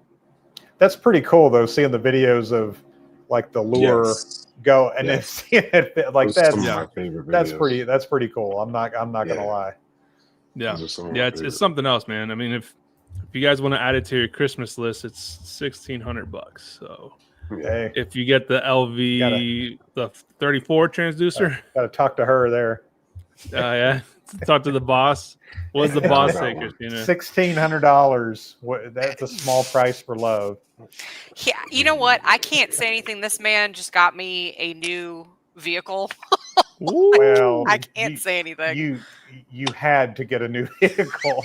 It wasn't like I just showed up with a bow on it. It's like, hey, here's your new rig. Hey, man, it sounds like he's giving you the go ahead. So. He usually doesn't get a whole lot of pushback from me. He really doesn't. That's awesome. So if someone wanted to go for something a little bit like electronics, like a fish finder that's more beginner friendly, lower on the price spectrum, where would you point them to? Oh man, without a doubt, no hesitation, the Garmin Striker. To me, it's almost the gold standard for kayaks. Yeah, this one right here, the 4. Yeah. The bundle. Man, that's gotten pricier. So they have the Garmin Striker 4 CV is like it's like entry level where it's not going to hurt the bank. Like it's $180, and people use it for ice fishing all the time. Oh yeah. I got my just standard Garmin Striker 4. I want to say I got it at Walmart on Black Friday. It was $99. Ooh, wow. And that's pair it with if you pair that setup with the Yak Attack or the Naqua, was it a 10 amp hour battery, You're good to and go. that thing will last you for 3 or 4 days Yep. because it gives you everything you need. It gives you the water temp, it gives you the depth, it gives you, the clear view. You can see the contour within reason. I think that graphic there is probably a little fancier than you're going to get with it, but you still get the idea of if there's a shelf, if there's a trough, you can see some creek bed in there. See some grass. To me, you can see balls of bait fish. You can see, I've seen crappie kind of stack up, on a fish finder. They'll just kind of be, you have the little hooks, but you'll have like 3 or 4 of them right on top of each other. That'll usually not all the time, will be, be crappie. And that's always what I suggest to people if they're looking to get into that and looking to kind of dabble in it a little bit, because you can sell it really quick if you decide you like it. If you don't like it, if you don't like it, you could sell it. If you do like it, you can keep it. Or you can, upgrade if you wanted to do something bigger and better. But I always feel like people, when they upgrade it, they're doing that keeping up with the Joneses, and a lot of times people pay for stuff they don't use. I'm one of those too, because, you get all the stuff that I used or I had on my last fish finder. I used the same things. I'm looking at terrain, water temp, depth, all of that. So yeah. So that's at a great price. I mean, like you said, it gives you all the critical things you need in a fish finder without all the fluff. Oh yeah. And I think I would say, like you said, like something like this, if you don't like it, you can get rid of it. You could sell it without, even if you take a 50% hit on it, you're losing what, $80, $90? Yeah. Yeah. But you can learn the basics of learning a fish finder, identifying structure. I use the word fish finder, but we don't use it. Generally, you're not using it to find fish. You're using it to identify structure and to identify what's in the water around you, water temperature, all that stuff. But yeah, absolutely. You can play your conditions. Yeah, for sure, man. And that one, that's a super popular one. So that's going to be on the list my as first well. one. Yeah. Yeah, man. And I think we got a couple other things on the list, but I think that covers the majority of it. It's a good list for battery for sure. We worked with lead time a lot, but I've had lead time for the better part of this year and then last year for my autopilot, and I've loved their batteries. They have a 12 amp 12 volt battery for like $60, which is perfect to power something like this or power your lights, or even if you have a little bit of a bigger setup. They're a good company. I've installed some of their stuff. I've done a lot of Newports, and that's usually what I would steer them toward, because you and me have kind of gotten in the same pool where we'll get emails weekly. Hey, I'm with so-and-so company. We want to send you a battery to review. And with lead time, they were one of the first ones. It's lead time. I say lead time. Oh, okay. I don't know. Tomato. Well, with Red Odeo, I was saying Redodo for the longest time, and I got corrected from them. So there was nobody out there saying it. So, but with lead time there, they had the 24, they had the 36 volt. Everybody else, all these other companies had just 12 volt batteries. So, and they had one of the best budget friendly 36 volt batteries, and theirs is a 55 amp hour too, I think. So you get a little bit more playtime, as where a lot of companies do the 50 amp hour ones, which is perfect for the Newports, because the Newports I think are only about a 27 amp max draw. So, a lot of people assume when they're going to that 24 or 36 volt Newport or Torqeedo that they have to get, they're so used to looking at 100 amp hour batteries. You don't have to do that. A 50 amp hour at that 36 volt is the same as that 12 volt at 100 amp hours. You just got to get your max amp draw from whatever motor you're looking at. That's the key. Double that, and that's going to give you plenty of juice. Yeah. I just don't see the need for going for those expensive batteries, because there are other brands, and I'm not here to talk crap bad on other brands or whatever, but if you're not, there's no point of spending $1,000 anymore for a 100 amp hour lithium battery like that. I think we're just way past those days. The guts of the batteries come from the same place. Yeah, they're not being sourced here in the U.S. You're not, like they're all getting them from the same place. It's they're being packaged. And we both know Wendell. So Wendell had that friend that had his garage burnt down by a battery. That was one of those big name U.S. brands that did that. So you're not really gaining anything by getting those. Some of them may have a longer warranty, but you're talking about 10 versus 20 years too. You like even at 10 years, that is going to outlast most of what we're using that battery for. Yeah. A lot of people talk about the warranty things, but 10 years, and sometimes they're not even full warranties. They're like limited, whatever, or a craftsmanship type of warranty where it's like if we messed up, but we know a guy that burned out his entire garage and it wasn't one of those cheap China batteries. Yep.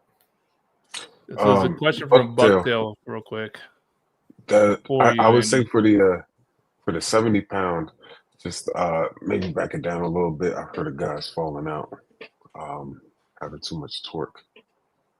And it's with 55 pounds is about the max, at least today, for a kayak.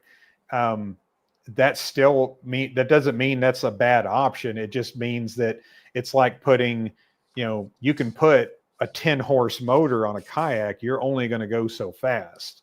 If you've got a good option to have the capability, you got a good price, go with it. People have been cutting down shafts of trolling motors for years and years and years. People have been putting them on canoes for years. Like it's nothing new. It's just, what's coming down the road. I would just caution anybody to go too deep in that budget, knowing that there's probably going to be some good value stuff coming out within the next year or so. Yeah, that's good. That's good feedback there, because if you drop $2,000 on this thing, man, you might be getting some good motors coming out. I mean, there's new stuff coming out, especially now that we're halfway to iCast already. Yeah. So which is crazy to come out think by about. spring. See, there you go. Like I said, if you got something that's a few $100, shoot, run it. But the stuff coming out, I've got little information on.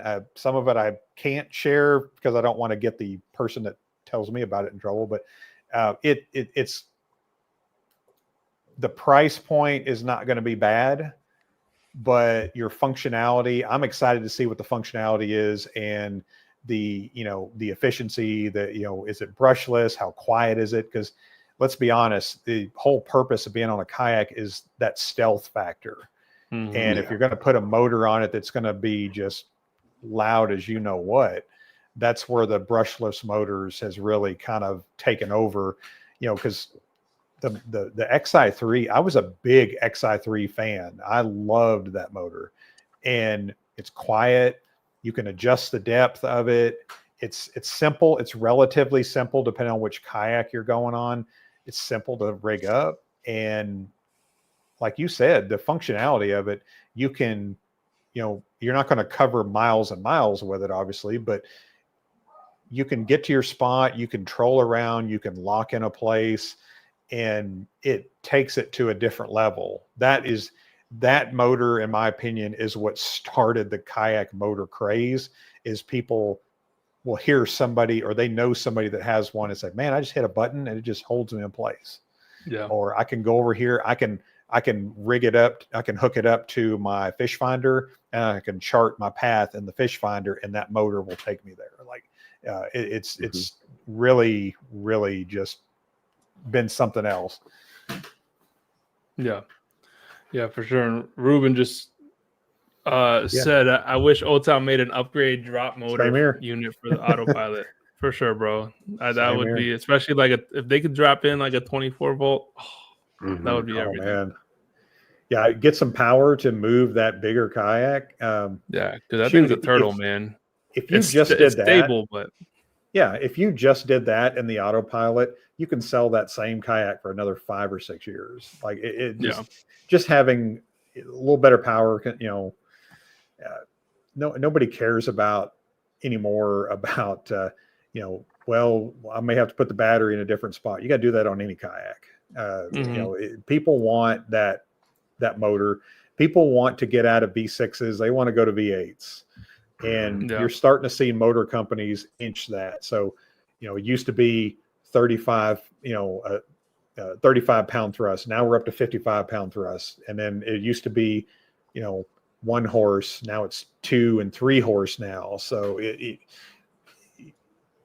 to me, the motors are almost outpacing the kayak design in that aspect, because, you're getting efficiency, you're getting speed, you're getting power. Hull design matters, though. It's with the Ascend 133.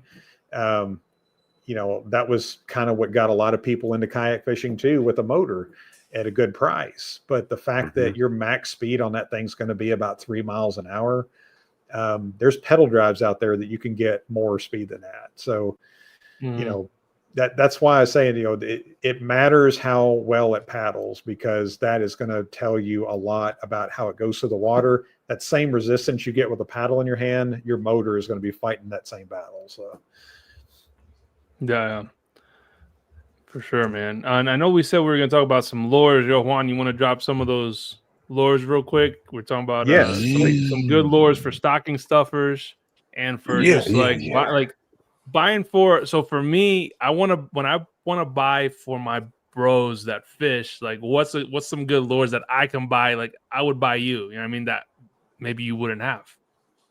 Okay. All right. So, not have. Okay.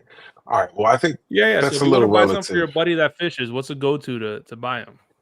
Okay. So I think the one go-to, or I'm gonna go with the 3 that I picked, because we had this conversation a little earlier. Whopper plopper, absolutely has to be like. The reason why I picked Whopper Plopper is because if you go with the official Whopper Plopper, it has a respectable price point. Someone knows you spent a decent amount of money on them, at least $15.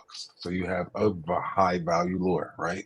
Also, you can't really do nothing wrong with it. You kind of just cast it, it sits there, you wait for the ripples to float away, and you just reel the bad boy in. You decide how fast or slow you want to reel it in. You might give it a little stop here and there. Other than that, that's it. This yellow color is amazing. It comes in black. And if you get the white one, those are the only 3 colors you need: the yellow, the black, or the white. They come in different lengths. These are the shorter ones, but you cannot go wrong with a Whopper Plopper. My second one was a chatterbait. The chatterbait, because so there's the OG right chatterbait. Well, that was the reason why I picked it, because it has a various price point, right? So you can go with a more economically friendly version, like $6-7. You're talking about the original OG chatterbait. You get it at Walmart. Very easy to find, right? Essentially, guys, they're a skirted jig, just like you have, your regular jigs, but they have a metal plate on the front, right? So you're usually probably used to looking at something like, the other jigs that you have, or a bladed jig that you're used to, looks like this, right? So you have this guy, there's a stinger on here. So you have like something like this. This is like your traditional bladed jig, right? Something just like that. And so this is another style so the original style. So these bladed jigs are going to be just like that, but the difference is the metal is going to be right in front. And so these are super cool because these don't have a particular way of fishing them either. You kind of just throw it out there. Yeah. And you kind of just determine what you want to do. You could start ripping it right off the bat, keep it at the higher end of the water column, or you can let it sink a little bit, let it work the middle. Another technique that I'm not sure if you guys are familiar with is you can try keeping your rod up and try working it, but try working it to the point where it actually doesn't vibrate, where it just moves just slow enough, and then bring about a vibration. Kill it, No, yeah. then bring about So a vibration. Try a technique. Yeah, that's a technique I learned. It's cool, and another cool thing about it is you can run them naked. I've run these naked a few times, and I've had really good results. And what I mean by naked, not putting anything on the hook, just tying it up and throwing it. Or Okay. you could put different kind of trailers, paddle tails, and whatnot. And I'll go through a quick hack for you guys. So when you guys are putting these on, any kind at all, you just want to put it in the tip, right to the bend of the curve. And what you're going to look for is you're going to look for where is this going to stop at? This is going to have to feed up the hook, and it's going to have to stop somewhere. Where is that going to have to stop? Well, I can see it stops right here.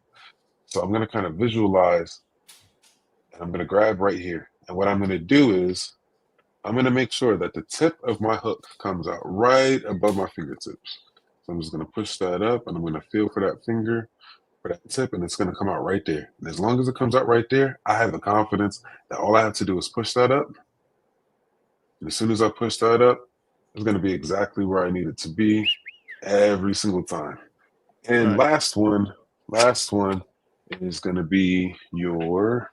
Before you get to the last one, wife calling me home said, "Don't go cheap on me, Juan. Better be a jackhammer in my stocking for Christmas."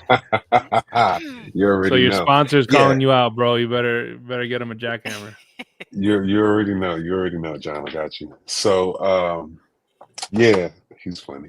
So another thing too, guys. A last little trick for the chatterbait here. I just want to show you guys. Use a crawl sometimes. Sometimes a crawl. I'll take this off of here. Sometimes what you could do is look at me wasting beads for you guys because this is a jackhammer. So these rip them up when you take them off. But so you have your crawl, right? And so what you're going to do is instead of putting your crawl like this, you might want to trim it too, depending. But I'm not going to do that here. What we're going to do is we're just going to put it parallel. So it sits like this. Oh, sorry, I'm not looking at my screen. So it's going to sit like that. So normally you'd put it like this, but we don't want that. We don't want this to be flat like that. We want these crawl things to stick up. And what's going to happen when we do that? And again, we're going to do what I just told you guys. So the only difference is we're going to go sideways, right? So instead of the hook coming out the top of the profile, it's going to come out the side where the legs are. So you're going to put it right in, right to the base of the tip there, or right to the base of the bend of the hook. Going to keep, it looks like right above that last leg. So you're running the crawl sideways. Yep, running the crawl sideways. For the people that are not watching, they're listening. Yep, running the crawl sideways. And what that's going to do, push that up on there. So remember, this skirt is for profile purposes, right? So as this runs through the water, this is going to run through the water, but this is going to kick up as well. And when that kicks up, that's going to look more like a fishtail than anything. So depending on what color you use, whether you're using, depending on what you're after, that could help fill that profile that you're going for overall when that comes through the water and it just looks like a tail. So that's a trick that you could do. You could also use swim baits on these, very versatile. So these without the tail, ones with the tail, crawls, put them sideways, get freaky with it. First one, so whopper plopper, yep, jackhammer, yep. or chatterbait, right? Chatterbait, jackhammer. Yep. What's number 3? Number 3 is going to be your favorite style of paddle tail. And the reason why I picked it, the reason why I picked this one is because I feel like this one is the easiest, and it's the easiest. It's also the most satisfying, and it's also the most effective, especially for your beginners, right?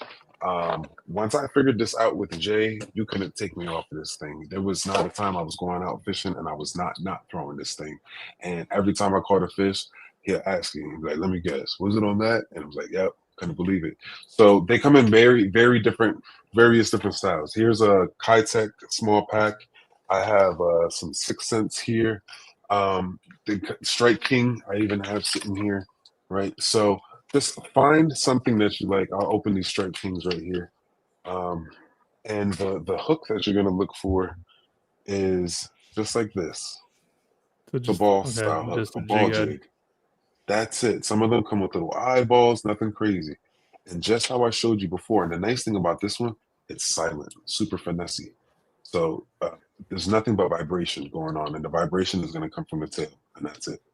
So all Yeah. you're going to do is just like I showed you guys before, go right in the the tip, right so you get to the base. And I'm kind of looking at where I'm holding the end of the right where this would run into. I can see that's right about there. So I'm going to push that right down to about that point. Push my hook out right above my fingertips, and every single time it'll come out absolutely to perfection. And that's how you do that. That's how you get that absolutely perfect every time. And you just toss this out. This is a great search bait. You want to figure out what the structure's feeling like, what's going on around you. Just take this, throw this out there, keep your rod tip relatively low. And when you feel that dump, dump, dump, And just lift your rod tip up and you and could just fish hold it on. at any part of the water column too, which is really nice. Yeah, you could throw it in there, give it a 1-2 count, and reel it in. That doesn't work. Give it a 5-second count, 6, 7, 8, whatever.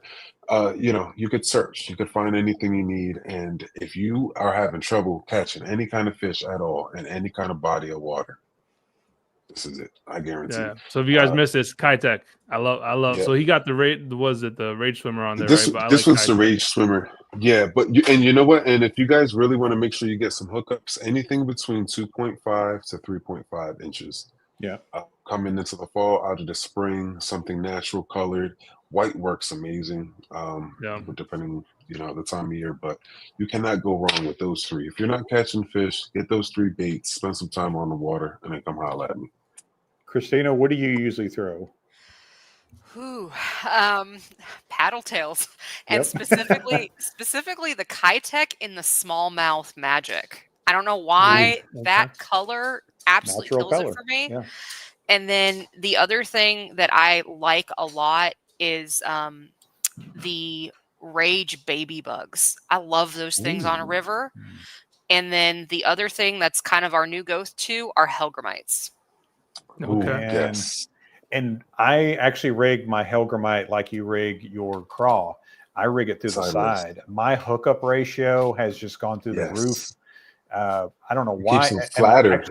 I actually learned that from John that does Creek Fishing Adventures. When he does the Hellgrammite, he started hooking it through the side, and just you're still doing it kind of like a Texas rig. You're doing it with an offset hook, but you're just right along the side of the body, and when they bite it and you're pulling away, it seems you seem to get that top hook a lot better than that side hook. That's awesome. Do you guys so when you fish a Hellgrammite, is it like on like a Ned rig type of mushroom head, or is it on a ball head? I use an offset jig head. It's the like a swing head. It's a blockhead.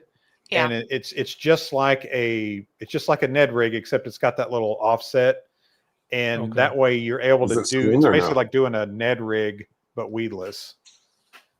Is it the fixed version? Is it the fixed head, or is it a swivel head or a it's swing fixed head? Yeah. Okay. Yeah. It's the ones I use. The ones I like the most are Owner. A company called Owner makes them. I wonder. Blockhead. You're making me wonder what a Hellgrammite rigged like that would be on a swing head if you just let it sit on the bottom, catching the drift like that. Yeah. Yeah. That's what you're making me think because of those. Yeah. And that's smallmouth candy. Yes. When we get desperate, because like he'll have the blockheads, but he's pretty notorious for losing those things. Yeah. And so I actually just rig them on an offset hook that's like a 1/0 and have a weight with it. And so that works just as well for me, at least. Like a Texas rig style. Yeah. Perfect. We killed smallmouth this year. Yep. We both had a really good smallmouth. Even on the lake for me, which was weird. We did a night fishing, just a night fishing trip. And we were both doing the tournament. It was a month-long tournament, best 5 fish, any body of water in this area. And we did the lake. My top 5 fish, 4 of them were smallies. Nice. They were all the same size, which is weird. every one of them was 16 inches. And then I caught just under a 17-incher largemouth, but every one of them was 16 inches. I called like 3 of them, and those were 16 inches. Like it was the weirdest thing. And then there's always the ones that got away this year. There was definitely plenty of those for me. So weren't all those on chatterbait also? Yes. Chatterbait Evos. Chatterbait Evos. Too. Going right back, being that I ruined this lure too. All those guys seeing those new setups. What is that called? Is it called the that forward-facing setup rig? Which is it's just this. I don't know why they gave it a new name.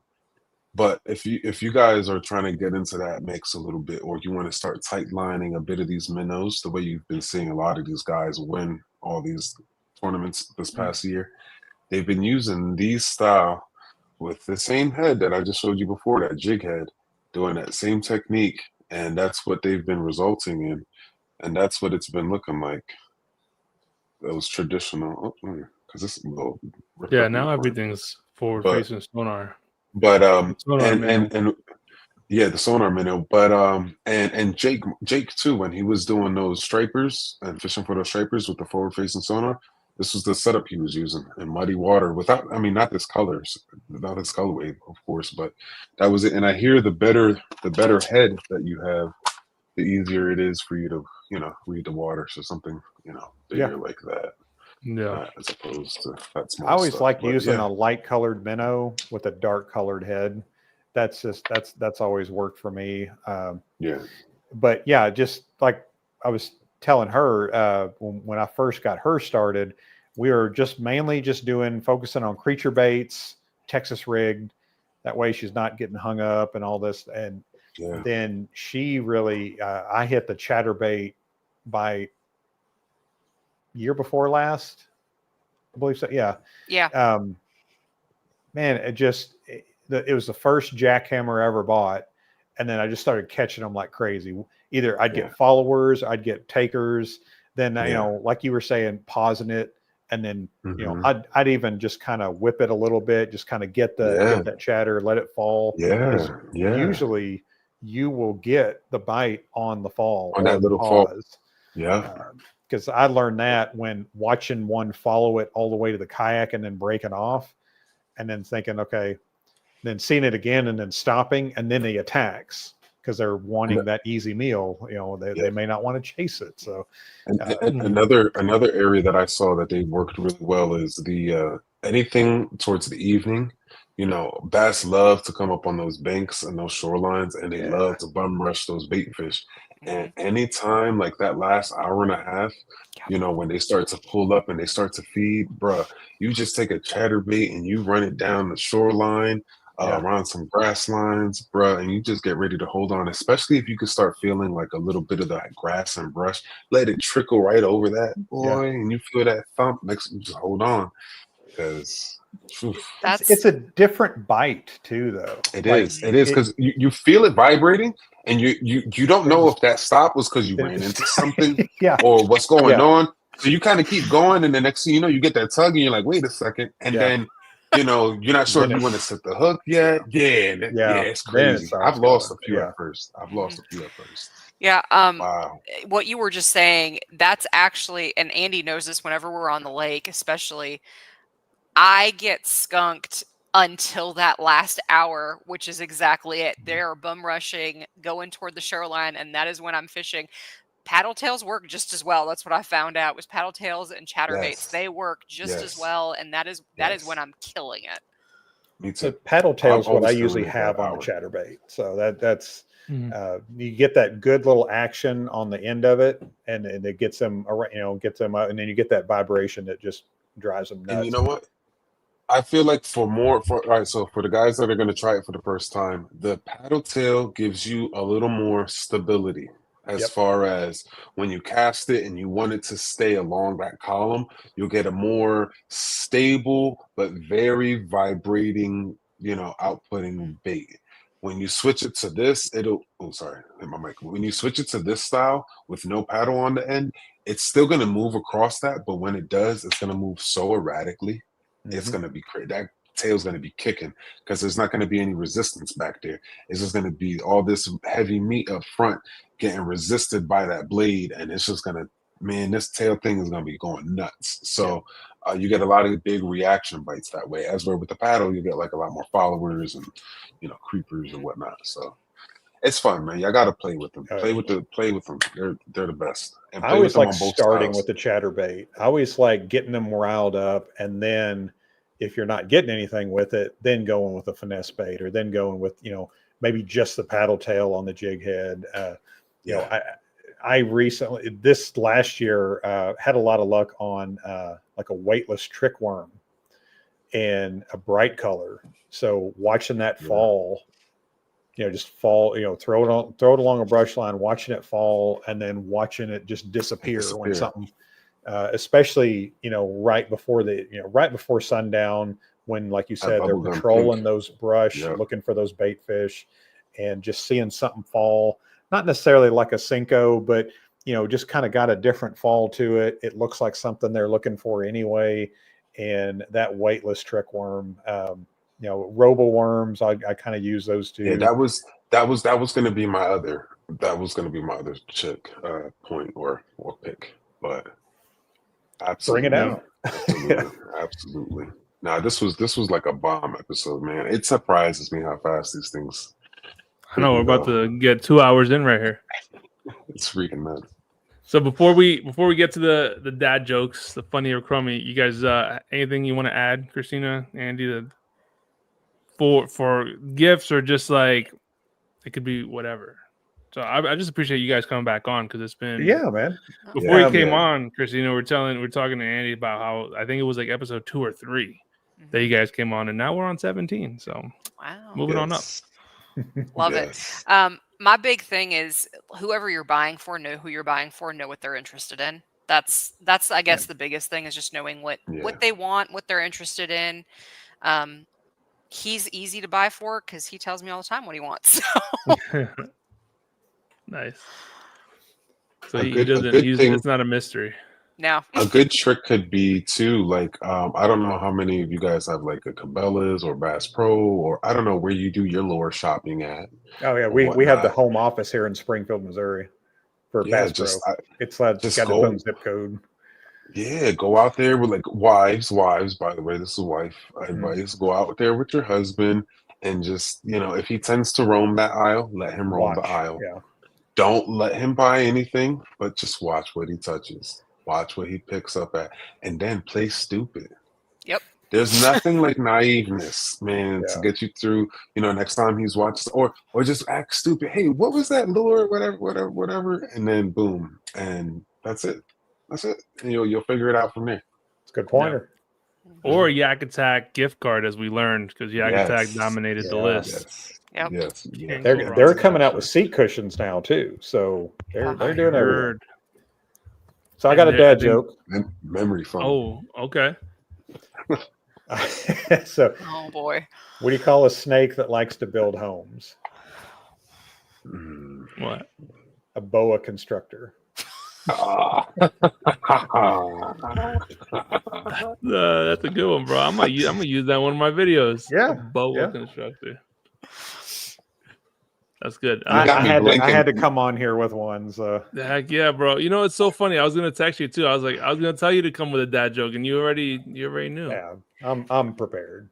So that's the perfect way. I'm texting my wife for a joke as we speak. Yeah, okay.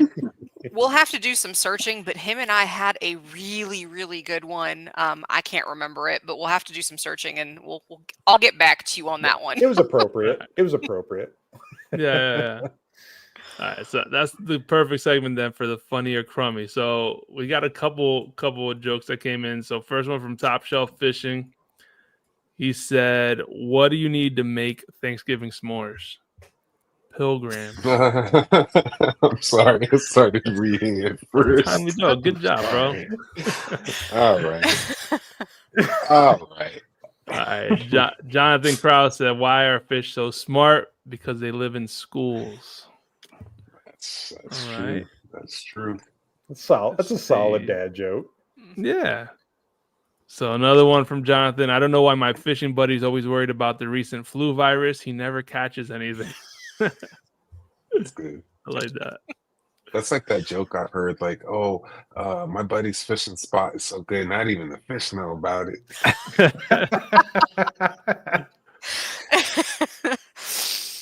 I've had a few of those moments for sure.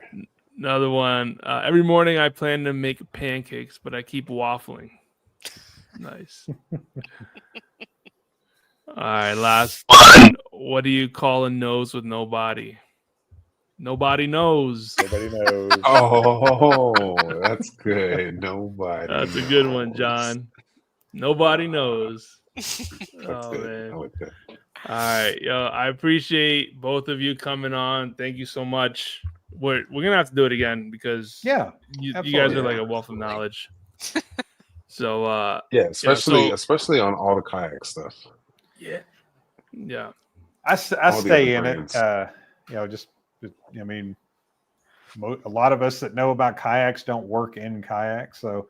But it was a blessing to work in the industry and get to know so many people, and it's amazing because like when you look at, because we started with our kayaks and then realizing that there's such a huge expansive world of kayaks, and it's just gone crazier and crazier. 3 or 4 years ago, I never thought that we would be putting motors on them. Like we said before, people have been putting trolling motors and outboards on canoes for decades. So it's not anything new, but when you tell people, hey, you can fish off of this, they're going to find ways to do more and more and cover more ground. And, it's been a great thing.